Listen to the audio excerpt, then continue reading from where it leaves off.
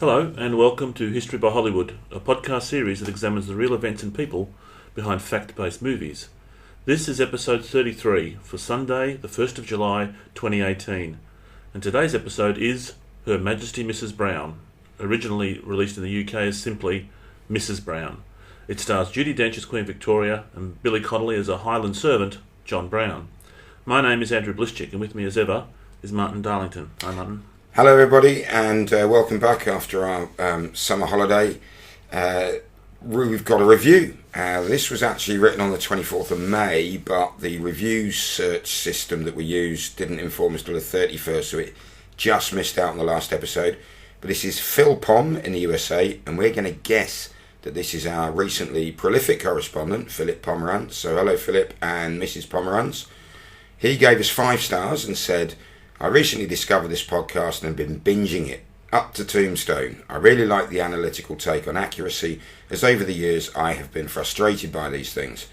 The critical analysis is also excellent, and I anticipate more wonderful episodes in the future. Thank you guys and keep up the good work. Well, from us, thank you, Phil Pom. Phil. And if you do find the time on whatever platform you listen to us, even if you don't write a review, because I know sometimes it's like, you can feel a bit sycophantic if you really like it, and it feels a bit mean if you don't. But if you can just click on the stars, because at the moment there's only, I think, UK, Australia and the US where we've had enough reviews on iTunes to actually give us an overall rating, but it does help push us up, which means we'll have more listeners and we'll get more suggestions, and it will motivate us to keep going for much longer. Great. Sorry, I should do this one, shouldn't I suppose? Family connection. First thing I'd like to do is thank my niece Emily. I've just been back in the UK on leave and met up with Emily, and she's been listening to the podcast with her mother Louise, my sister-in-law, and I'd really like to thank her for her enthusiasm and kind words about the podcast. Despite the slightly tiresome aspect of having listened to her most verbose uncle when he's not even in the same country, Emily really enjoys Andrew's voice and has shown a real interest in some of our episodes. And I was really boosted by a positive response for both the content and delivery. So thank you, Em. And I have to say, there are very few 15-year-olds with such discerning taste and such a voracious curiosity about the wider world. So you do us all proud. Thank you, Emily. Another reviewer, Brian Grabjanovsky, has an interesting idea. He asks if we would consider covering Lord of the Rings due to Tolkien's creation of an entire cultural history out there in Middle-earth. Sadly, we will decline this one, and it's really kind of outside our remit. It's nice to see people are thinking about movies they'd like us to cover, but we are going to stick to history itself. More responses. We've got a response from Bruce Plash, who suggested the movie Tora, Tora, Tora about the build-up and execution of the Japanese attack on Pearl Harbor. Thanks, Bruce. It's definitely on the list, particularly as this movie was a joint Japanese-US production, so it very much tells both sides of the story. And we're far more inclined to cover that movie than the much more recent and much more partisan Pearl Harbor. Finally, in this week's listener feedback, Thomas Finn wrote in suggesting The Ghost and the Darkness. This is a movie starring Val Kilmer and Michael Douglas, and covered the pretty horrific events amongst railway workers in East Africa in the late 19th century that I read about in a book many, many years ago entitled The Man-Eaters of Tsavo. And this is about 2 male lions that just behaved extraordinarily cleverly and uncharacteristically for lions, and killed an awful lot of railway workers. Yes, and you got a bit excited about this one. You want to put it on the list straight away? It's a very good film. Just from my innate knowledge, I think it does depart from the truth in places, which most of the films we've covered do. Well, but it's definitely on the list, so we're actually going to give this one a date, and we'll be covering this one on Sunday the 7th of October. So a big thank you to Thomas. On the planned episodes front, we also have got a date juggle about which to inform you. For reasons of host commitments, we're going to be doing Legend about the Craig twins in 1960s Gangland London on Sunday the 26th of August, and that is going to swap with The Darkest Hour about Churchill in the early days of World War II in Britain, which will now be on Sunday the 23rd of September. It will be up, the planned episodes page will have been updated by the time you hear this to reflect this, and The Ghost in the Darkness following the darkest hour. Bit of a dark theme emerging there. Finally, on donations, a very belated but very sincere thank you to listener Frank Simmons, who gave us a very generous donation back in the end of March. Frank, thank you, and we're sorry it took us so long to acknowledge your generosity. It really does help towards the cost of hosting our website, paying for movie rentals, and also buying the research materials, as we don't really want to rely on internet articles of dubious origin. So thanks again, Frank, and if anyone else feels so inclined, you can donate by clicking on the Buy Now button on our About page at the website, which is www.historybyhollywood.com.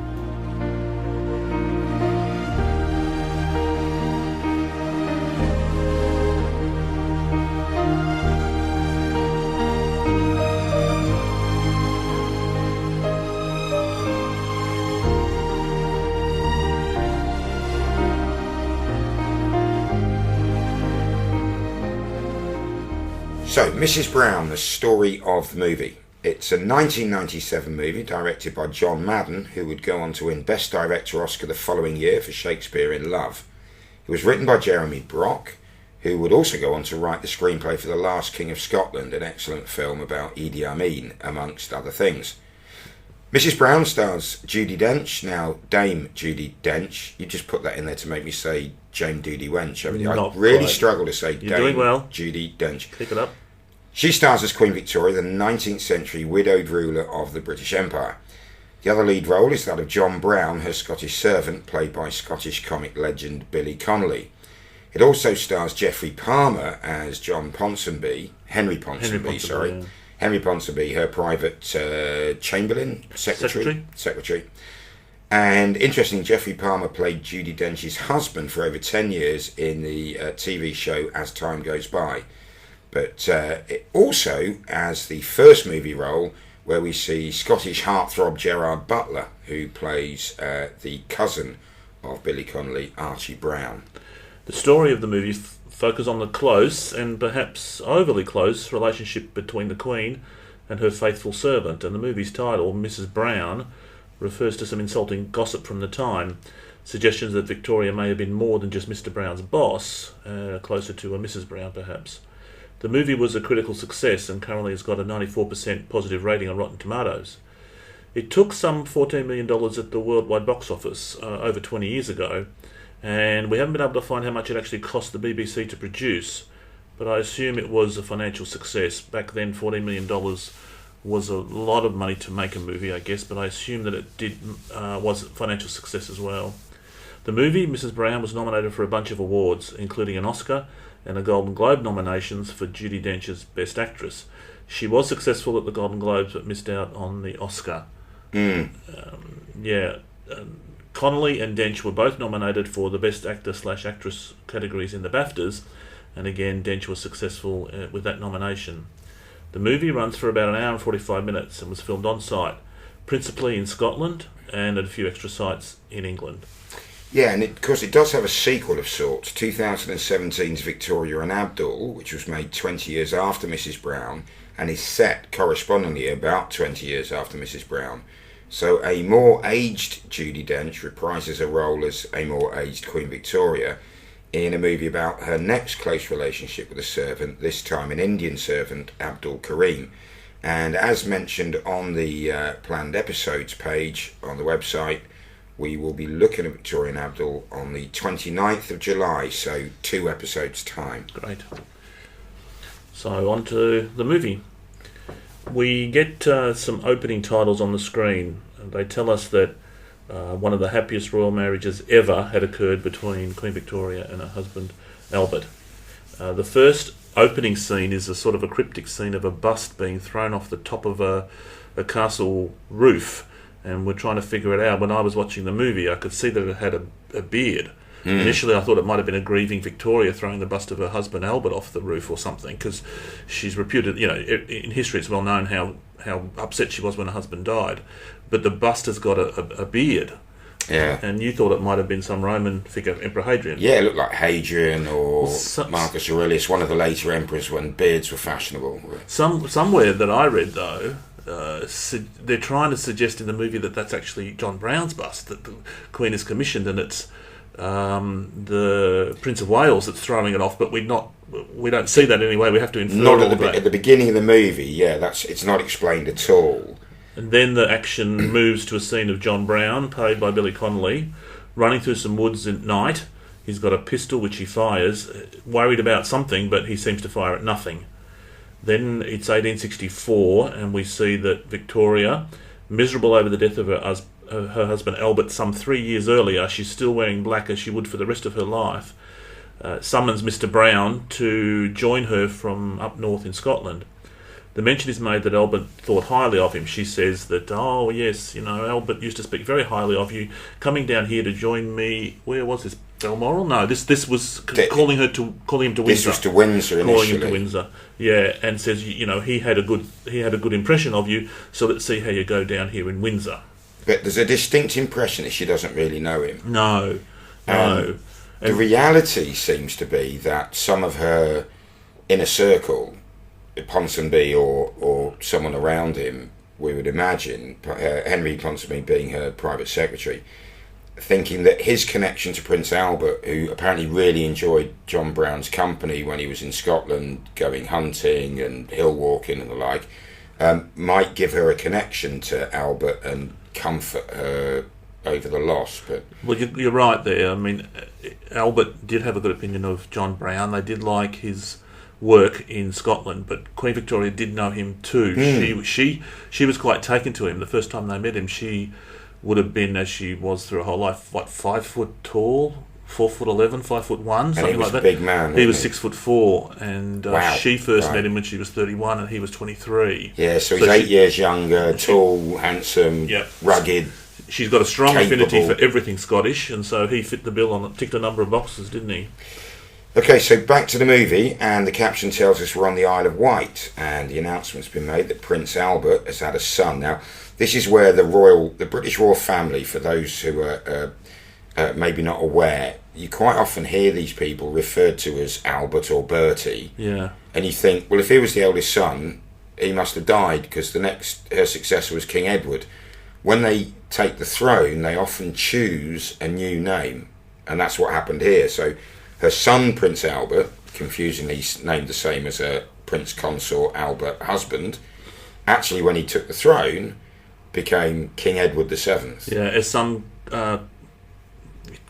comment that he didn't feel he was worthy of filling Albert's shoes, and that would have made Victoria very happy, So he took. Wasn't the same thing happened with one of the Georges after the abdication? Well, our current Queen's father, George VI, was Albert. Bertie. Well. Everyone knew him as Bertie. Yeah. Everyone knew him as Bertie, and yet when he took the throne, he took the name George. So back to the movie. They're in the Isle of Wight, in the home that Prince Albert had designed. The Queen's husband had designed as the family home, and we see Brown arriving, having been summoned from Scotland, and he's whinging about punctuality. So he's being a perfectionist and a bit of a pain. He's briefed by Ponsonby, played by Geoffrey Palmer, and he appears nonchalant about all the rules and restrictions that Ponsonby's trying to get him to comply with. Victoria's at a desk doing some work. She greets Mr. Brown quite warmly. She's a bit reluctant at first. She looks up from her writings and greets him, and he's quite happy to be there, it seems. He wants to be dedicated to her, but he starts to break the rules. He addresses her directly, sympathising with her about her loss.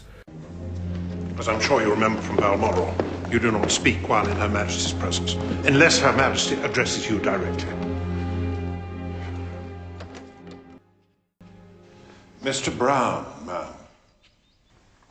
Mr. Brown, Ma'am? you are here safely. Aye, ma'am. You are well? I am.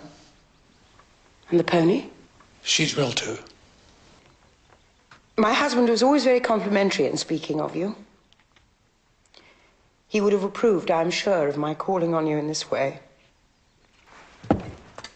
Honest to God, I never thought to see you in such a state. You must miss him dreadfully. You do not... He... Get him out! Get him out! Get him out! Get him out!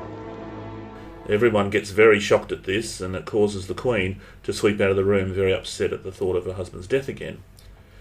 Next scene, we see his cousin Archie Brown, briefing John Brown, telling him, you never speak directly to the Queen, and all these other rules that he will now have to try and comply with. And he kind of just poo-poos them, doesn't he? He does. You already see this confidence about him, which hard to tell if it's real or not, but at this stage he's not a favourite of the Queen, so he probably wouldn't have pushed the rules as much. You wouldn't have thought so. Later Unless on, he did, and maybe that's what just made her think he is an extraordinarily different character, and I like him. Because the next thing, she's walking through one of these like long corridors with tall windows. She looks out to the gardens and sees Brown stood with her white pony, almost stood at attention, just waiting.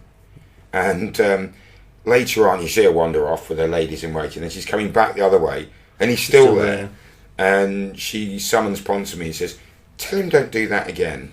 But Brown ignores him, and he's there again. So Victoria visits him in the stable. Mr. Brown? Yes, ma'am? You have been told repeatedly not to stand in the courtyard unless requested to do so. Yes, ma'am. Then why do you persist in doing it? Because I believe Her Majesty's wrong. If ever a poor soul needed some fresh air, it's her. The Queen will ride out if and when she chooses. And I intend to be there when she's ready. So he's stubborn, but he seems to have her best interests at heart. And lo and behold, the next scene, we see Victoria riding out. Brown is leading the horse, and so she seems to have taken his advice. She's talking very familiarly, very openly with him, but she makes it clear that she's in charge. She instructs him to pass a bunch of letters up to her, which he does, but she's not happy. He gives them all in a bundle. He hands her a packet with a ribbon on. She says, "I can't read them like that." So he takes the ribbon off and hands them back. And she says, "I need them one at a time." And he obeys all of this with no comment, but his cocky little grin is sort of like, whatever. He would have known all of that at the start and playing this game with her, I guess, about who's really in charge. Yeah, it's quite a sweet scene, that. Yeah, then we go back to the house, back to the Isle of Wight, I imagine this is still, and at the servants' quarters now, and it's supper time. Brown then promptly sits at the chief butler's chair, and everyone around them, all the other servants are shocked because clearly it's not his place to sit at the head of the table. He's challenged, and he's clearly seeking a showdown to let the others know that there's a new boss in town, and they back down, so we have a new boss in town amongst the servants. Yeah, the young cocky servant says to him, doesn't he, "By whose authority do you sit there?" And he looks him in the eye and just says, "Mine." There you go. And it's like, okay. Well, there would have been quite the enormous rule about the servants of the house and the hierarchy of the house. Yeah, I mean, anyone who's seen Downton Abbey or Upstairs, Downstairs, or the Anthony Hopkins and Emma Thompson, the can't remember. Remains of the Day? Remains of the Day. Well, yeah. I heard Julian Fellows of Downton Abbey interviewed once about all the hierarchies of, who's the boss and who sits at the table and whatever. And he said that, if anything, he has severely simplified the rules and protocols within the servants. Like, there would have been multiple meals around the house at this point in time. Yeah, because some servants weren't seen enough to eat at the butler's table. And other servants were too good. And the valets of the Queen and the princes and king, they had their own special little area because they were at the top of the tree. And so, there would have been huge protocols, and if this happened at all, it would have been a pretty controversial thing amongst the household of servants. Yeah.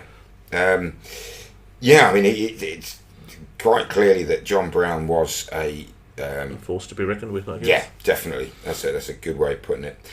However, Victoria is still refusing to re-enter public life, and she also forbids the Prince of Wales from doing so. I can't remember off the top of my head the actor who plays Prince Albert, but he comes across, and we'll see this revisited with Victoria and Abdul, as a bit of a whining brat. Oh. Yeah, which... Just to do a little reality check, apparently he was very personable. You couldn't meet him and not like him. He did a tour of the US when everyone thought he was, pointless layabout, and it was a huge success. He was a big celebrity. But back home he was seen as a bit of a fop and a bit of indulgent. He did like the ladies, and he did have a few affairs and put on a lot of weight because he liked the good life as well. So nothing's changed there with the royal family's male progeny. I guess not. I don't know. I think that may well have been the perception, and these movies are reflecting what the public's perception of him was until he came to the throne, when he was seen as because it's like taking over Manchester United after Alex Ferguson leaves. Who wants to take over? Victoria's just reigned for 60 years. Who wants to be the next one? Because how on earth do you improve on that? But actually... And you're right, you remind me of the fact that he was this playboy, this ne'er-do-well, but when his father died, he had a big wake-up call, and he really regretted that he wasn't closer to his dad. And you're right, by this time, he would have been quite the responsible heir apparent, I think, and maybe they're doing him a slight disservice. Let's not forget, I mean, he had a relatively short reign, especially compared to his mother, because he was very mature by the time he succeeded. But he has an age, the Edwardian age is named just for him. I mean, he managed to follow the Victorian age, so... You know, I think he's worthy of...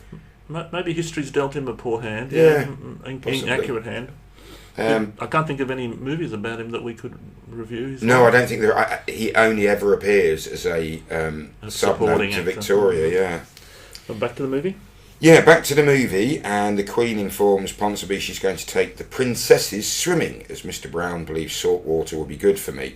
And I think the purpose of this scene is to show the influence that John Brown's starting to have over her, and how seriously she takes her.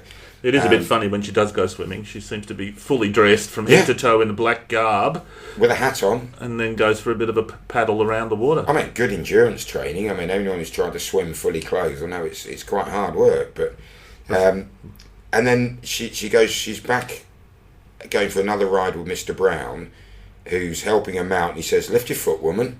And Henry Ponsonby stood there. He's absolutely horrified. But Victoria, she sort of purses her lips but doesn't actually say anything. And you think, wow. And Ponsonby must have been realising, this guy's getting away with things I wouldn't. Yeah, they're getting very familiar, obviously.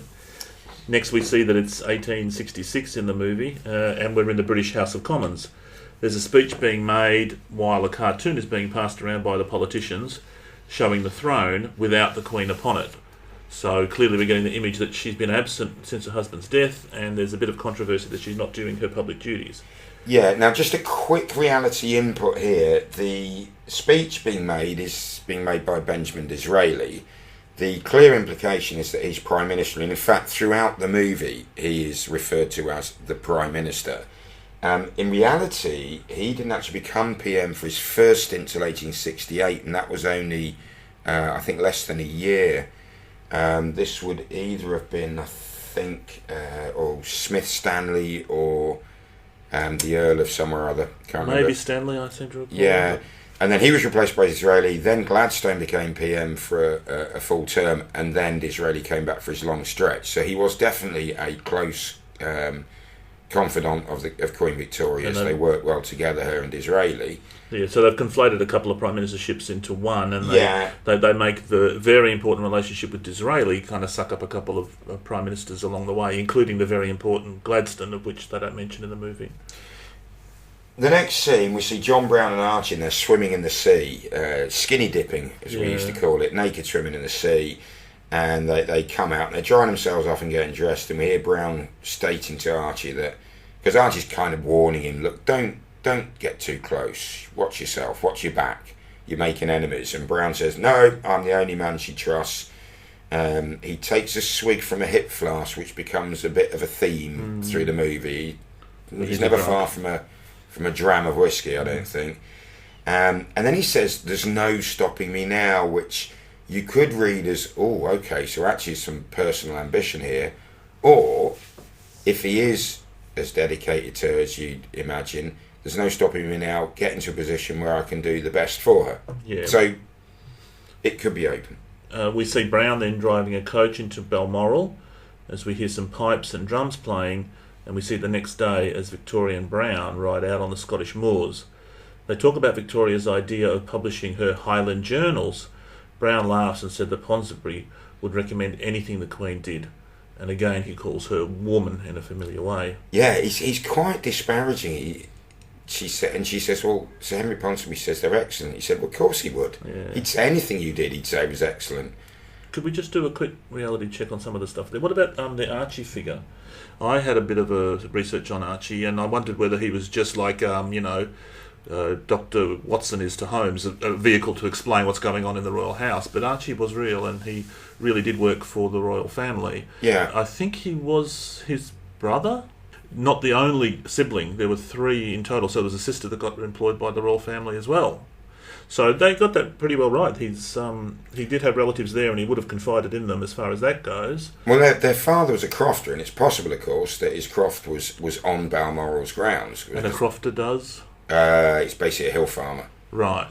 Okay. Isolated hill farms, or they're shepherds for other people's sheep when they're on the upper slopes and things. Okay. So lonely, hard work. You're never going to get rich doing it. Right. Doesn't need a degree. But very much a sort of the earth sort of role. Well, the but kids the have done implication well. being that the kids have all done well. So you wonder how they were introduced to royal employment. But it may be that the croft was on For the Balmoral's royals. grounds. And the book about the talk about the Highland Journal publishing, that's real too. The Queen did have a love affair with Scotland, and did publish 2 books about her adventures in Scotland, and they were very well regarded, very well received, bestsellers in fact. And possibly because she had isolated herself from the public, it showed their eagerness to learn anything they could about the Queen. Quite possibly. No one in public had seen her for so long by then. Yeah, she didn't open Parliament for 4 or 6 years when she was supposed to, and that comes in the movie later, doesn't it? And then we really see, going back to the movie, we see John Brown in the next scene. You can see that the influence and power he's definitely gaining now, because he is briefing Henry Ponsonby and Dr. Jenner on the Queen's plans and saying, this has to happen here and this has to happen there. And then we see the Queen walking with Prince Albert, telling him off about his lifestyle. And I think she's saying, you must, the smoking room must be evacuated. You must have gone to bed by midnight. We can't have Mr. Brown up working all day and then waiting to go to bed till you've decided to finish. And Bertie argues, and then Brown interrupts in front of the Queen and says, I think you should leave her alone now, you're tiring her out. And puts To the Prince of Wales in his box. Yeah. What do we think about that? He says, Mama, and she just walked off. So Brown has basically dismissed him. Yeah, they might have overplayed their hand on that scene. It's hard to imagine. I suspect they would have done. But it sets up a dynamic where the Queen will let him do anything. Everyone around her is unhappy. They're all pissed off with him, and we'll see some sort of a conflict coming down the track. Yeah. And they set that up quite well. And then he takes Victoria to meet a Mr. and Mrs. Grant in a normal house, which is a bit of a strange scene. And if there was an explanation of who they were and why she was visiting them, I missed it. But they panic because Brown pops in. The Queen's outside on their carriage. He pops in, says, "Oh, the Queen's come to visit you," and they're like, "What?" Yeah. And I think they're obviously, again, they might be tenant farmers on Balmoral's estate, so she may have known them, and she seemed to know the children because she says, "Haven't you grown so much?" Yes, I mean a fictional scene almost certainly, but it does let us know about Victoria, that she's very enamoured of Scottish people. She will do whatever Brown suggests. These are friends of Brown's. And this is the scene where she starts to call him John.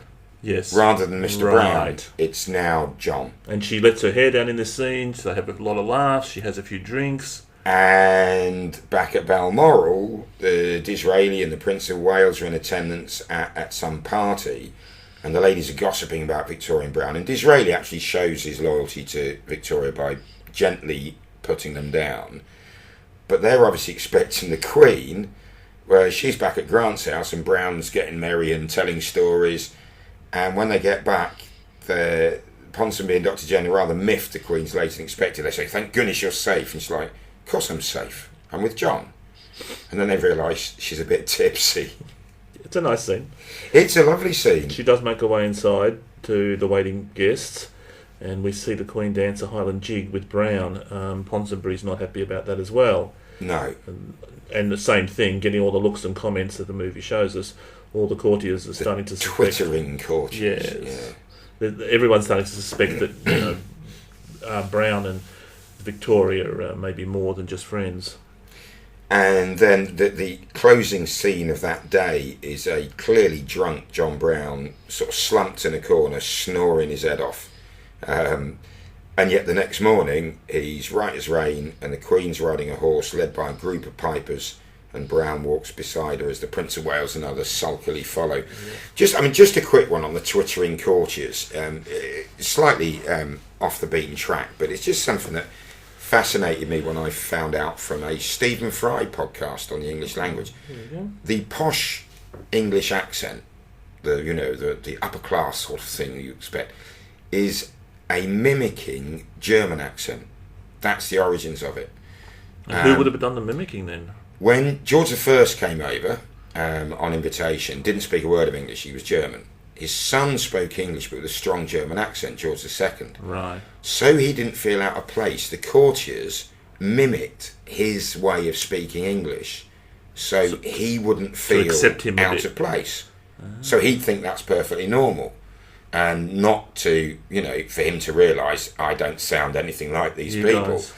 That then spread, and that has become... Because there's times... Dame Maggie Smith in Downton Abbey, who plays the wonderful Dowager Countess, elderly, incredibly posh English ladies can sound so posh. I've thought in the past, they almost sound foreign. Well, they are.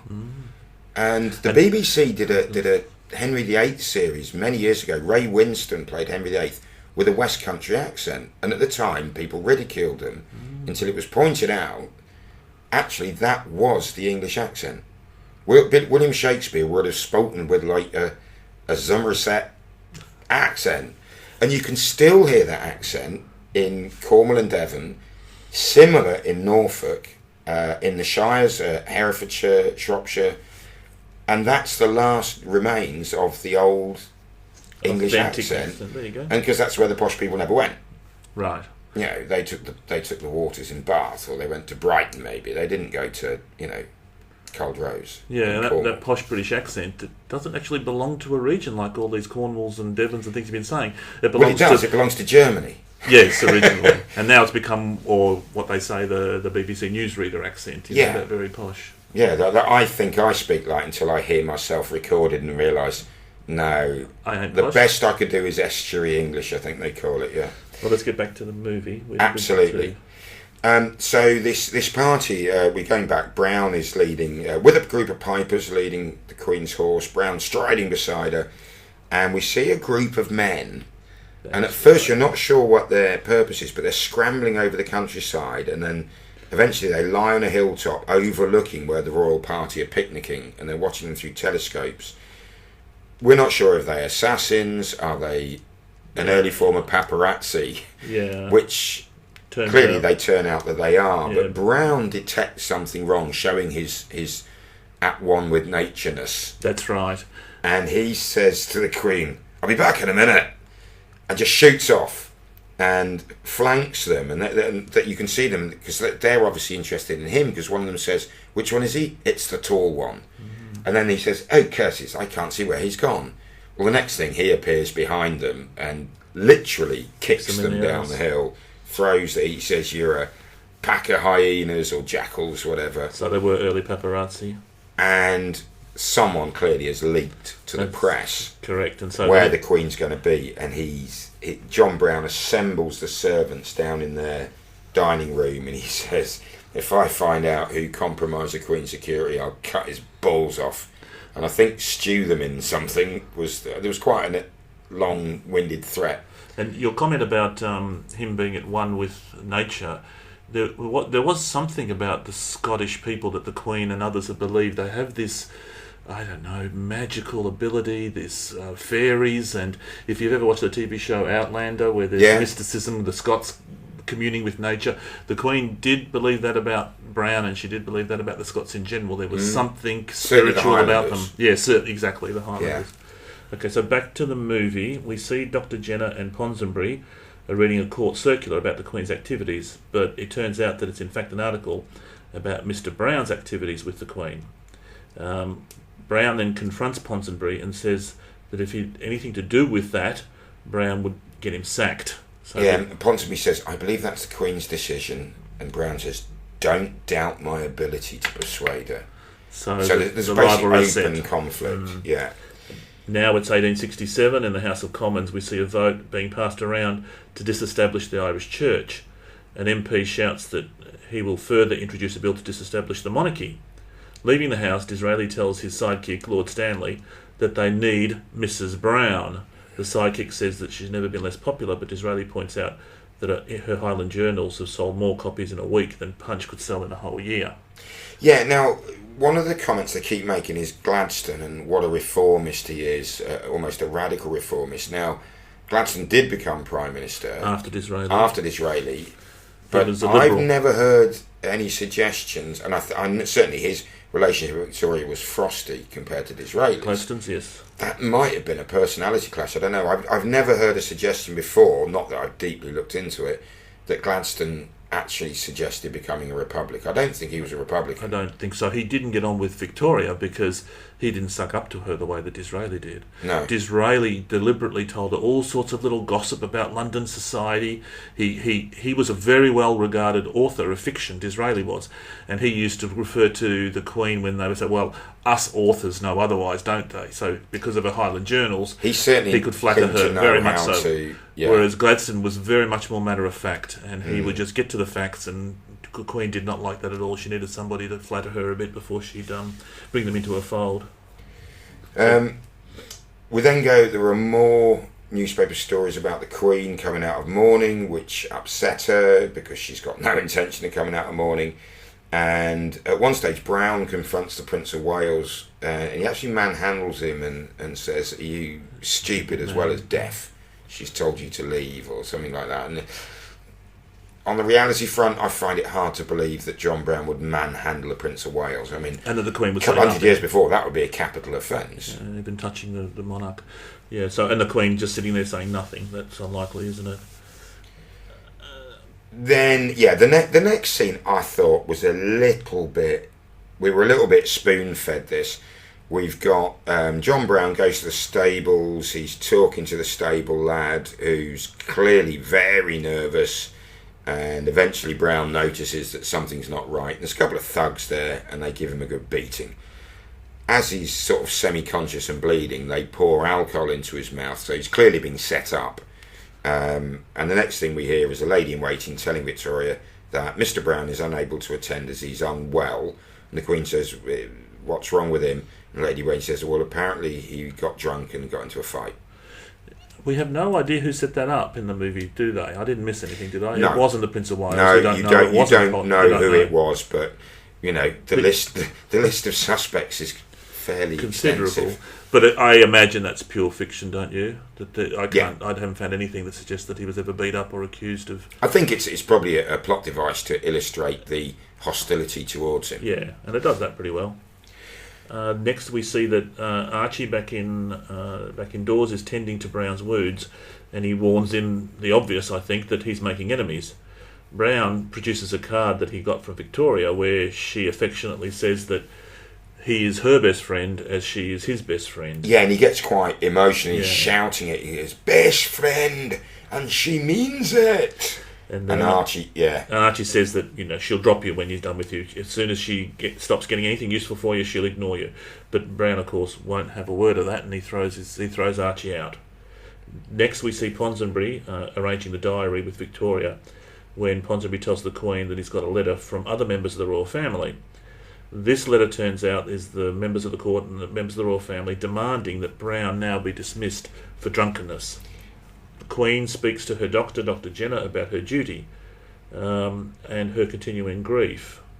This was a fascinating scene, I thought, because Jenner, up till now, you've seen as hand in glove with Ponsonby. Yeah. And actually, I think this scene implies that Dr. Jenner had a deeper loyalty to Victoria, and becoming aware, however confrontational Brown could be with him and Ponsonby and the other servants, I think he's realised that she's taking comfort from him, because he, in a very roundabout way, suggests that if she gains comfort from another person, she should feel no disloyalty to the subject of her grief, to Prince Albert.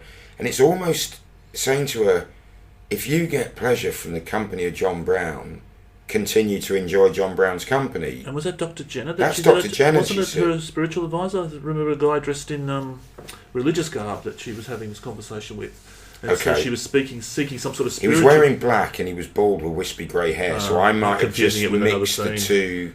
I didn't realise there was another one. I thought that was Dr. Jenner. Well, and he's very hesitant about it, and I think that's partly because he knows he's going against Ponsonby's wishes, which would be no dismiss Brown, but also because he's sort of dancing around the receiving comfort is a broad spectrum. And he does give her permission to keep this relationship going because he sees it as healthy for her and it's not disrespectful to Albert, so you should feel comfortable doing this. And it is a bit of a turning point in the movie. She was genuinely wavering about loyalty to Brown, but after this important conversation, she sticks with him through and thick and thin. You actually see, probably for the first time, her famous steel, the strength of character that she was famous for in snapshot histories, because so far she has been a bit self-indulgent, yes, definitely, and snappy and self-obsessed, wrapped up in a grief, and she sweeps into the chambers with all the royal family assembled, all the children, sits down but doesn't address them, says to Ponsonby, "You are to inform my children and all the signatories to the letter demanding Brown's dismissal that I will not be dictated to in this or any other matter." Yeah, that's great. And basically throws them out. Well, when the Queen first came to be the monarch when she was 19 years old, she was very untested and people were very wary of who this lightweight girl would be. And in her first year or two as the sole ruling monarch, she impressed everybody with her intelligence and her judgment and her dedication to her role. And then comes the marriage to Albert, and she very much took a back seat to let him run the show. Yes. So she shouldn't have been so hesitant about her own skills, because she demonstrated that she was a competent ruler before, but seemed reluctant to get back into the driver's seat now. But eventually she does, and as you say, gets the reputation for being a stern and effective ruler that history has now given her. Well, I listened to a podcast about Victoria, or podcast episode about Victoria, and it was on the BBC. The academic who was speaking, unfortunately I can't remember her name, but she's written lots of books about Victoria and Victorian Albert. That's her specialty. Now, she described John Brown as a drunk and a bully, but did say his motivation always seems to have been Victoria's welfare. His interpretation of what was best for her. He wasn't doing it to make himself, no, to brag about how well connected he was, to get some kind of favours or money. He never asked for more money. He never wanted to be anything other than her loyal servant, her Highland servant. But what she did say was that when Albert became Prince Consort, and she mentioned this, and the movie mentions this, Victoria just assumed when I marry him he'll be King Albert, and Parliament blocked it, said no. You're the Queen. He is from another country. Well, okay, that's never ruled him out before. William of Orange, George of Hanover, but he's from another country. He can be the Prince Consort.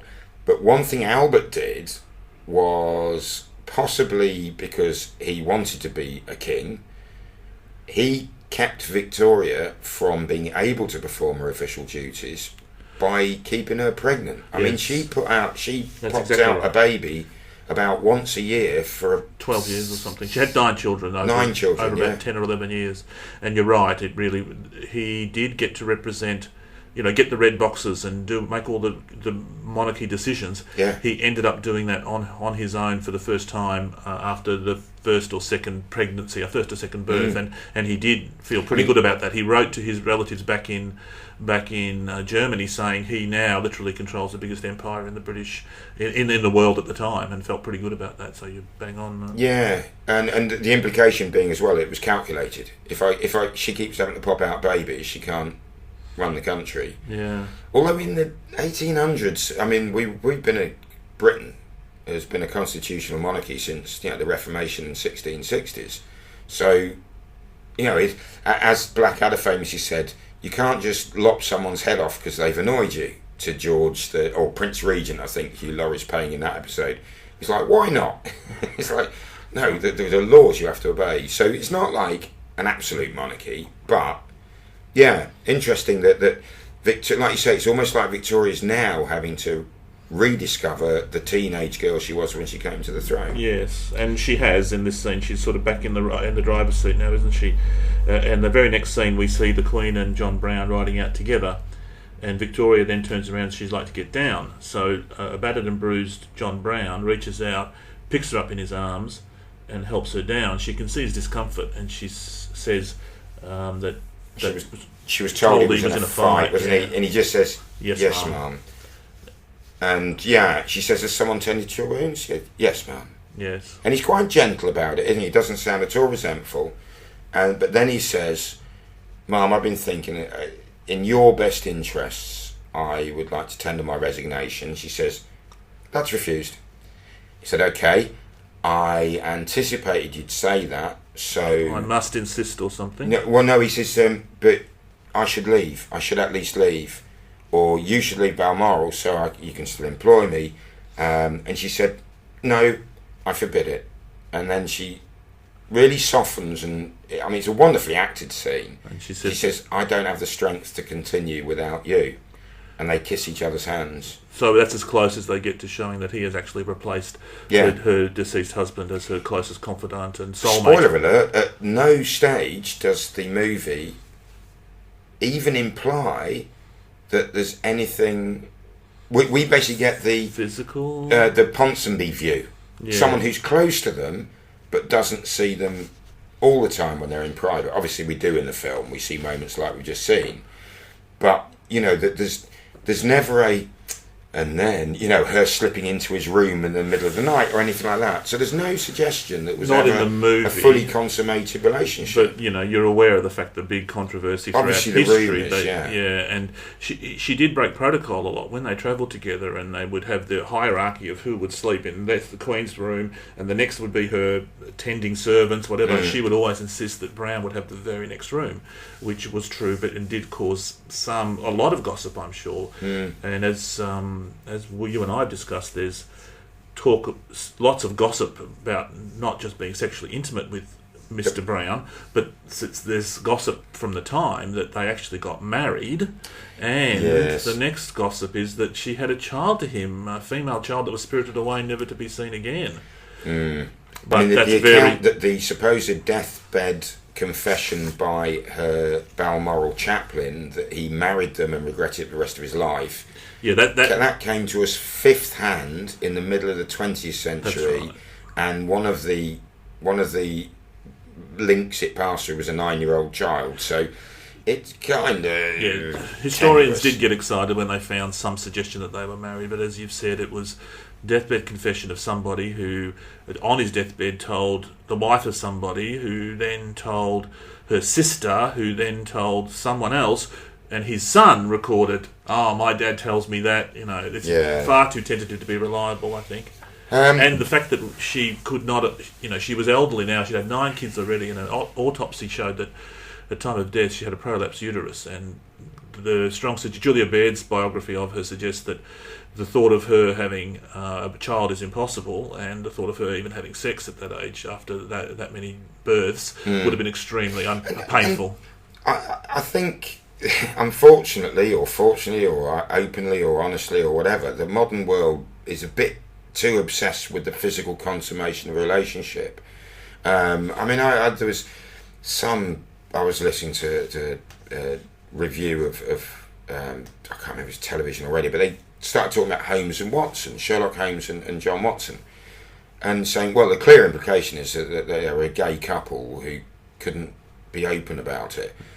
No, not necessarily. It was not at all unusual for 2 bachelors to share digs, especially in London, with the cost of living there, even in the 19th century. Well, as we said in Lincoln in the 1860s, earlier when he was a poor lawyer, he shared a room with a fellow that he didn't know until they met and decided to cohabitate, and they shared a bed for 4 years. And it's no one has credibly suggested that was a homosexual affair too. No, I mean there's actually no reason that it shouldn't be. But I having read a lot of Conan Doyle, he basically doesn't really address romantic relationships, heterosexual or otherwise, or homosexual or otherwise.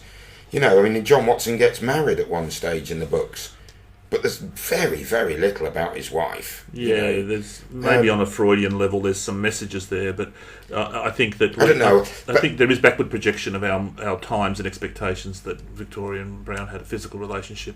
I think you're right. That's us putting 20th century views. Oh well, they must have surely if this and this and this happened. But you can imagine, particularly for the Queen, just having an intimate moment, as in a shared confidence or a holding of hands, would give the illicit thrill of an extramarital affair as we'd imagine it, without the necessity for Consumer actual consummation. Yeah. Her doctor, when her time of death was Dr. Reed, and he started some kind of he saw an interaction between the two of them that I thought they might have used in the book, and it's where the two of them are coming back from one of their walks and they're giggling, and Brown and the Queen, they're having a fine time and they're really ribbing each other, and the Queen kind of Mr. Brown lifts up his kilt a little bit, shows his knee, and he says the word, "Is it here?" In joke, and she turns around and lifts up her ankle and shows her ankle and says, "No, it's here." So the suggestion is they're having this kind of, I don't know, flirtatious, and this scandalised Dr. Reed. For him it was, evidence that they were way too intimate, if not physical. But so anyway, I digress. So there's all likelihood that there was lots of talk and gossip to this very day, but there's no firm evidence in the historians that consensus that they really were a sexual couple. Back to the movie, we've jumped to 1868, and we hear Disraeli's voice telling us that Gladstone is intent on reform, possibly including the monarchy. And Disraeli arrives at Balmoral to see the Queen. She's playing the piano to the assembled princesses, and she stops playing, and they wander off, and they're chatting about her role and the nation. And Disraeli, and as you mentioned earlier, you can see the way he works her, and it's flatter, and the way he rather than trying to push her in a direction, he tries to guide her in that direction. That clever thing of making your boss think it was their idea. Yeah, he's a master at it. But he tells her, look, your people need you and crave your presence. And she says, I stay in Balmoral because I'm happy here. Is that so wrong? But then Brown enters and tells the Queen it's time for their walk. And the Queen says to Disraeli, Mr. Brown can show you something of the Highlands. In the next scene, we in fact see Brown leading a panting Disraeli and a hunting party out onto the moors, where they shoot at some deer. Mocked by some other servants back at Balmoral, the drunken Brown responds by yelling that he's the only one who cares about that wee woman. Yeah, so the notes aren't very clear there. He's been mocked really he starts to seem to have become a bit paranoid since the journalists incident when he saw those four men on top of the hill. And when he comes back, and it sounds like the hunting party wasn't very successful because he's a bit drunk, and the other servants are sort of mocking him, saying, "So who was the enemy? Who was the enemy? Was it the stag? Was it the deer? Was it the ponies? Were the ponies the assassins?" Right. That's right. And so the servants are taking the piss. Yeah, and he roars, "I'm the only one who cares about that wee woman." But this time they don't. He can't scare them, and they're still openly laughing at him. So he's losing his authority over them. Archie takes him to his room and says, "Look, you're pushing yourself too hard." Then we hear Disraeli's got to go back to London, so for his last day, he'd like to see Loch somewhere or other. Yeah. And so Brown basically takes him out into the hills. Brown appears in pain. Now, that can't be the beating, because that was like a couple of years ago, wasn't it? So they're suggesting he's physically deteriorating generally, maybe? Yeah. And they chat, and you can see Disraeli's sort of trying to find out about him, and he mentions his wife, and Brown says, "I'm not married." He went, "Oh, really? Oh, interesting." Disraeli seems sceptical at Brown's assertion that everything he does is for the Queen, not himself. But Disraeli warns him, look, the Republicans are on the rise, and he's clearly trying to recruit Brown to his cause of persuading the Queen to re-enter public life. Yeah, Disraeli seems a bit of a city slicker and not really comfortable out there on the rough wilds of Scotland. But he's doing it for a reason, and that's to get close to Brown, find out Brown's motivations, and maybe see if he can get Brown to influence the Queen in ways that Disraeli wants. Absolutely, and Brown says, "Look, I think you can see that he understands Disraeli's point for the good of the country, but he shows some personal turmoil. He says, if I try, I promise to protect her from people like you who try and use her, and she'll feel I've betrayed her. But the next scene, we see Brown is on a small loch, a lake, and he's rowing the Queen, just the two of them, and she's saying, Parliament are calling for me to return to public duties, and he just doesn't say anything for a while. And you can see she's like... Well, we expect him to chime in and say, you're right, whatever you say, Mum, But he's not. He's quiet at first, and then she asks him for his thoughts on the matter, and he says, we can't always have what we wish. We jump back to Balmoral, and she's shouting at Brown about telling her what a duty is. So she's unhappy that he didn't just agree with her and say, yes, you can hide from the world, continue to do so. She's a little bit of a bully, really, isn't she? Or she wants sycophants around her who just agree with everything she says. And then she finds Brown that doesn't, and she's, falls for him and listens to him, but then she seems to be hot and cold. She wants sycophants, but then she wants people who treat her like a real human being. So... They have a big argument, and he says, look, and she's shouting at him, he's shouting back, and he's saying, I have no choice. You talk about duty! When duty and safety are served by the same ends, then I do. I cannot believe you're saying this. You who have relied on all this time. I have relied on Stand before. It is my duty. After all you promised me. I've broken no You're promise. forcing me to do the very thing you know I fear most. For God's sake, woman, I'm trying to see you safe. I will not hear any more about my safety. You made me a promise and now you've broken it. When I took you out riding, come rain or shine, because I knew it was right for you. When I got the bairns off your back, just to give you a bit of peace. When I saw you safe from home to home, when you didn't even know if I was there. All I ever thought about was you. Then why send me back to them? Because I have to. Will you not listen to me, woman? Do not presume to talk to your queen in that manner. But she just sweeps out the room and says to Dr. Jenner, I feel unwell. Please attend me in my rooms. And Brown is not invited, so he's sort of left alone. On the outer. She's being hysterical. Inventing a reason just to get away from him, I think.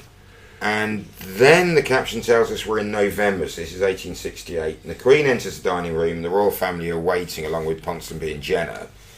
And they all sit down, and Victoria looks up and says, where's Prince Albert? Sorry, he's at Windsor. Why is he at Windsor? Well, he's unwell. And then she addresses his wife and says, but why are you here? And she said, well, you ordered the royal family all to attend. At which point she says, what's wrong with Albert?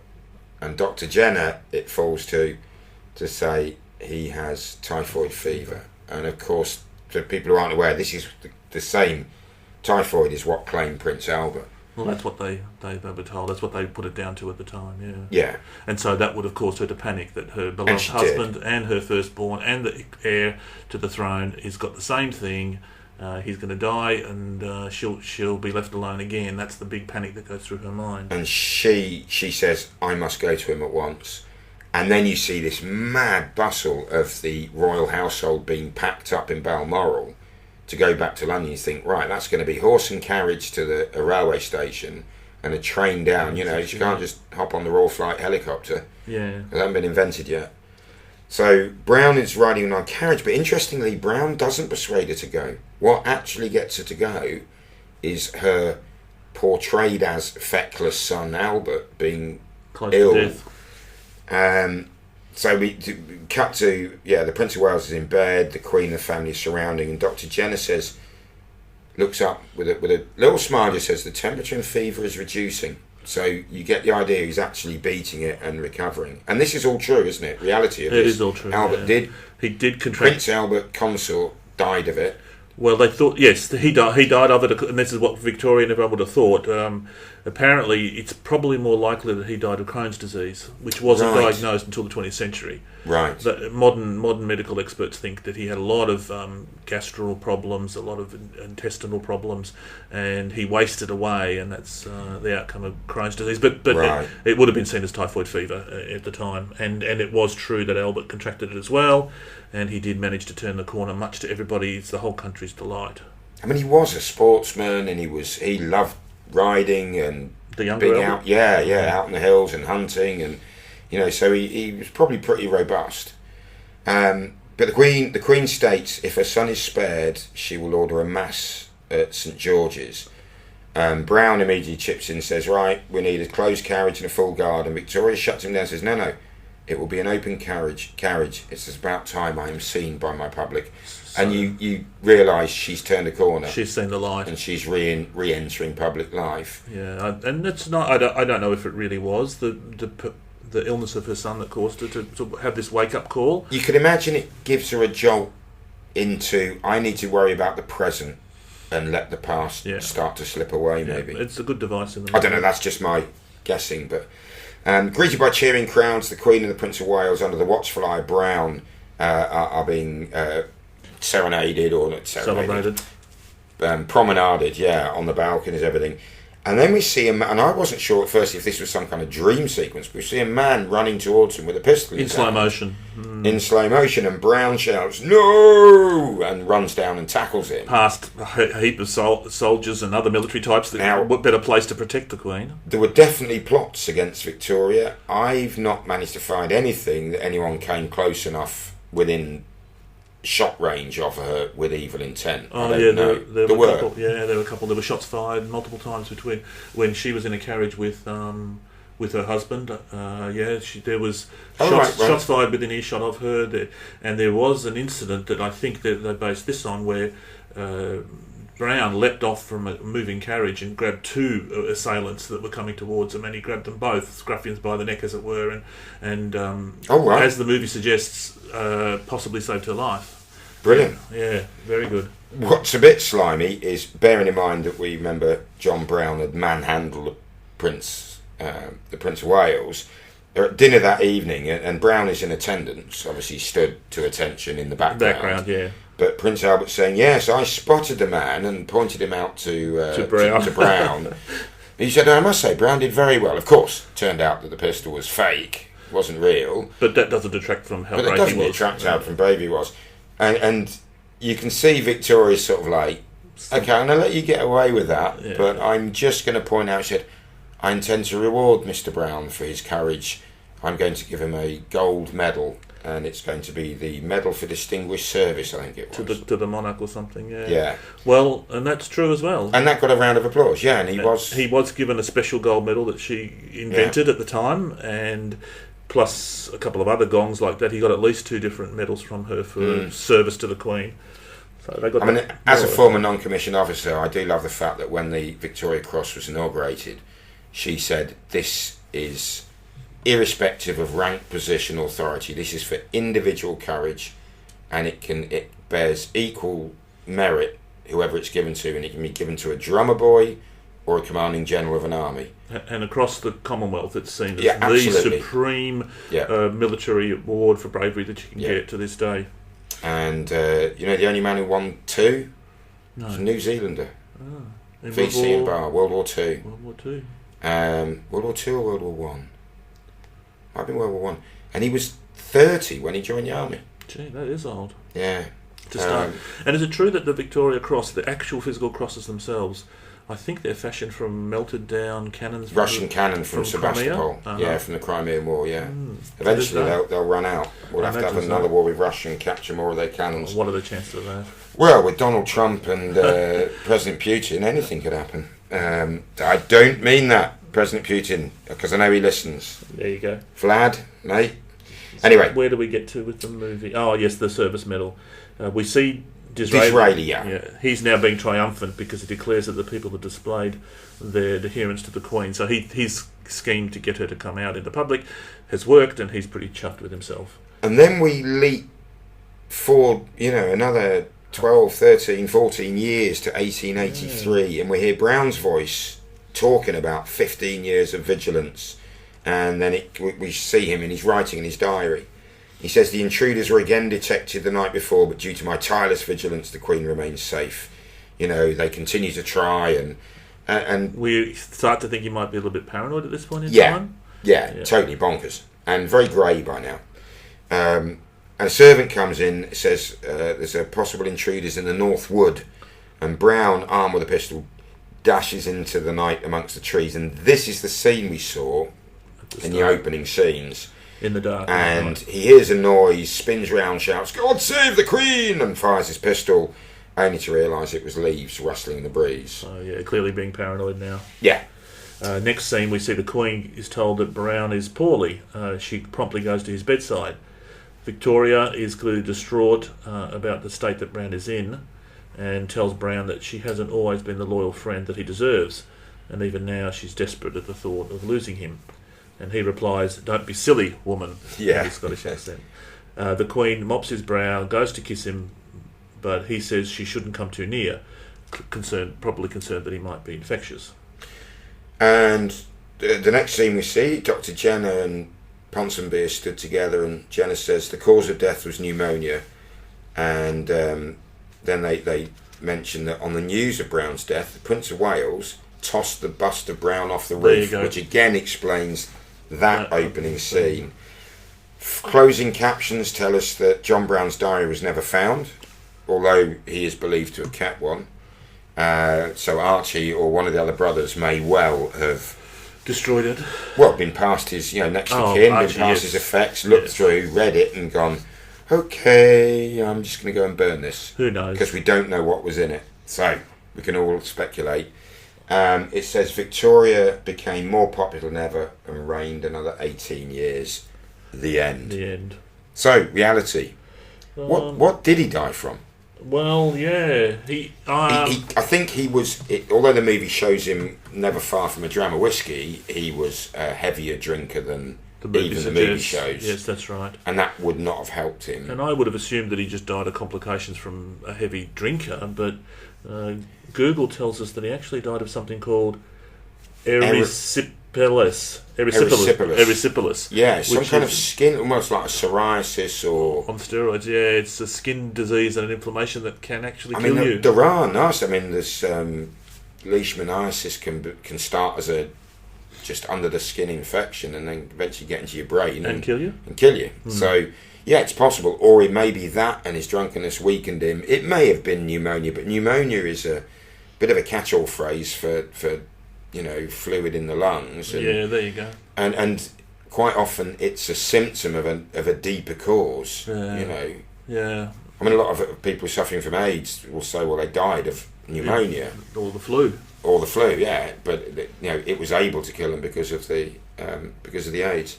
So there is a suggestion from Ponsonby that the Queen was going to publish a biography of the man or something, and how ridiculous their relationship was, right in that final scene. And we've already mentioned that the Queen was a successful author with Leaves from the Highland or something like that, her experiences in Scottish Highlands. She published two that were very successful, 2 volumes, and she'd written a third, and the third was pretty much a biography of John Brown. Wow. It went through his whole life, how great he was, and all the stuff that he did, and she wanted that published, and probably after his death, and she was prevailed upon extremely heavily by everyone around her that she should not publish this under any circumstances, and eventually she relented and did not publish the 3rd volume. So we've never...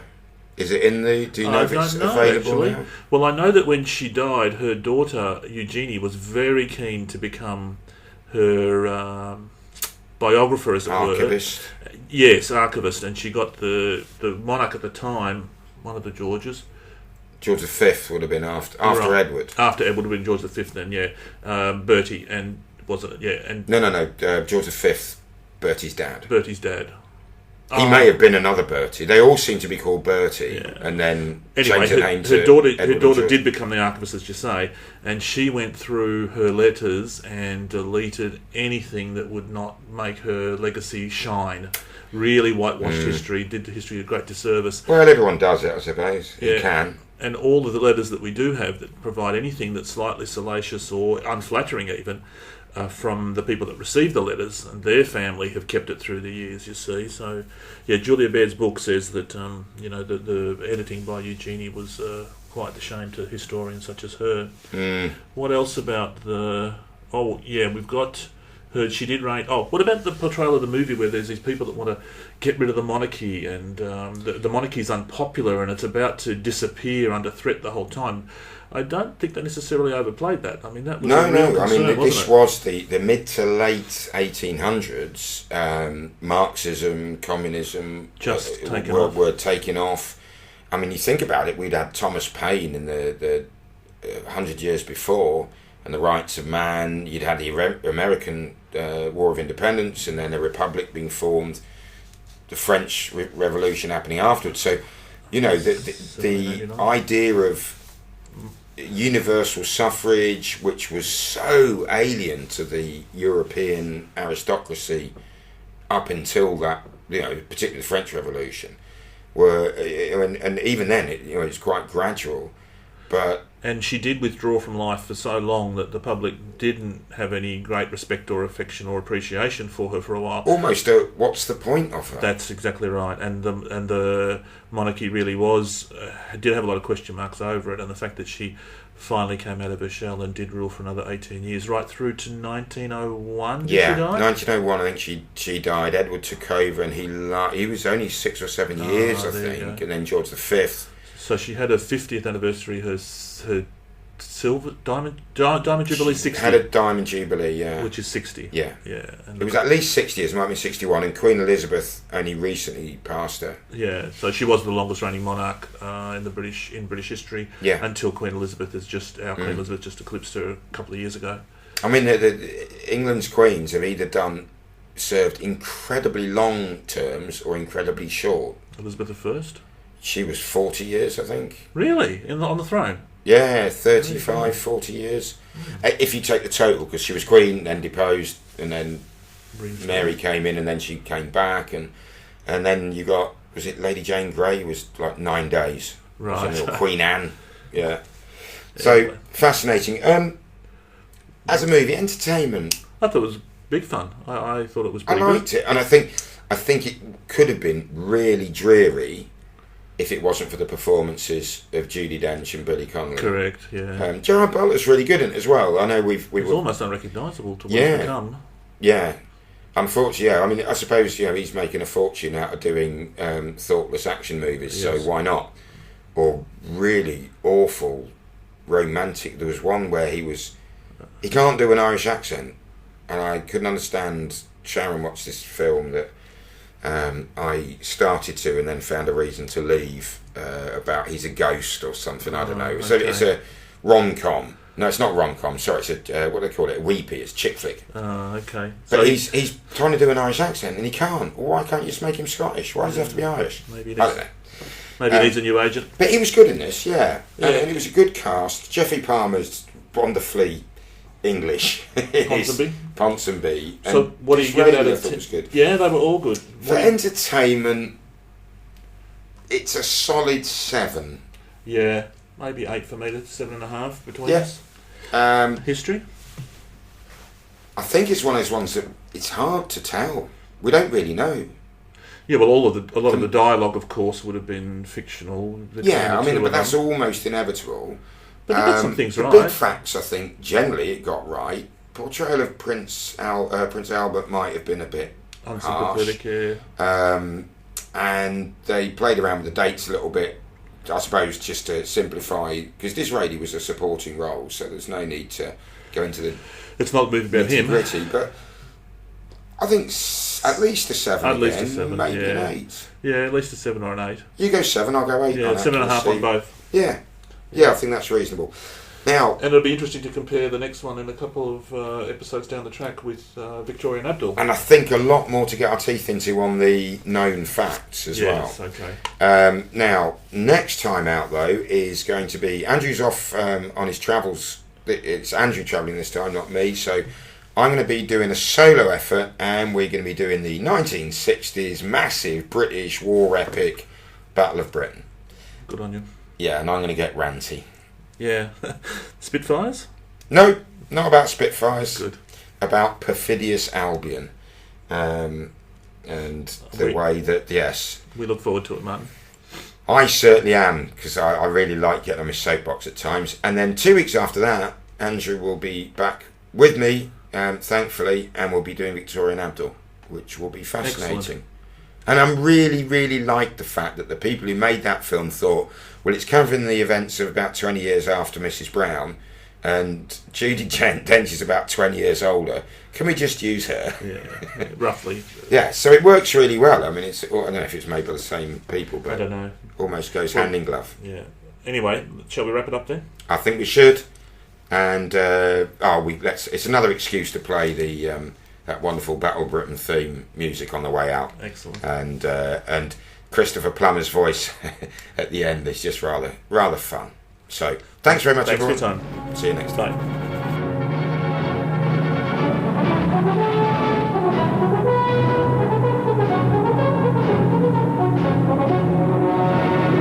Box leader, break it off.